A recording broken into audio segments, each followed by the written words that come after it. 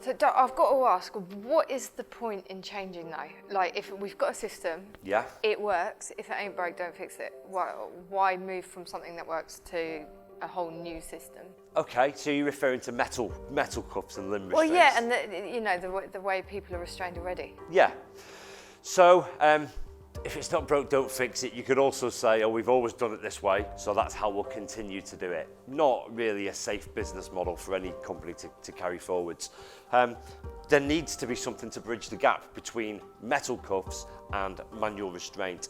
In the security sector, there's a bit of a fear, and I've even come across police forces that have said they don't want door supervisors carrying handcuffs, and I can sort of see why you wouldn't want certain people in society, not just door supervisors, to have these metal cuffs. Well, if we're going to say no to metal cuffs, then what's the alternative? There has to be something in its place. And if you're going to say no to metal cuffs to elderly and no to metal cuffs to people that are being violent who have a learning disability, there has to be something else there, because if prolonged manual restraint fails, it can have fatal consequences both for the person that's being restrained and for the member of staff. And when we've got a recent case study where the HSE have prosecuted after somebody was killed in a hospital.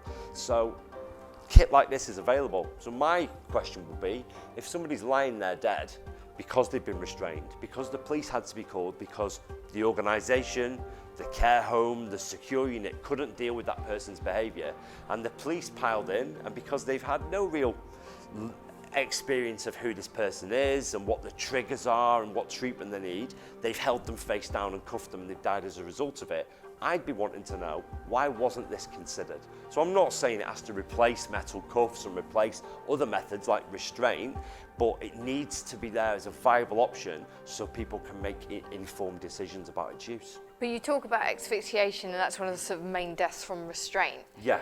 Doesn't one of those belts go around the chest though? Yeah, and when I first saw the kit, it was my first thought, wow, how does that not affect the breathing?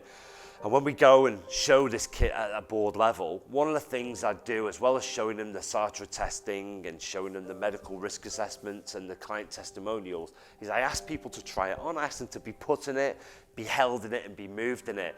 And what you notice is where the belt's positioned is it actually pins the shoulders back and expands the chest cavity. So it actually aids in somebody's ability to breathe. When somebody's being restrained and they're struggling, they'll try and pull their arms into them. They'll try and lean forwards, and they'll put all that pressure on the diaphragm. So the kit can put somebody in a standardized position where we can get them in a 3/4 prone position on the side, and we can monitor them better. So yeah, the initial fear that this belt's going to stop someone moving, it's going to stop them breathing, it's all visual, it's all based on how it looks, and that's a hurdle we always have to jump over. People not liking the fact it doesn't look nice and people don't want to be held in it. But what would you rather, being held with a belt which you can struggle against at your will, or having somebody latched onto one of your joints or putting pressure across the side of your neck or sitting on you because they've panicked and they don't know what to do?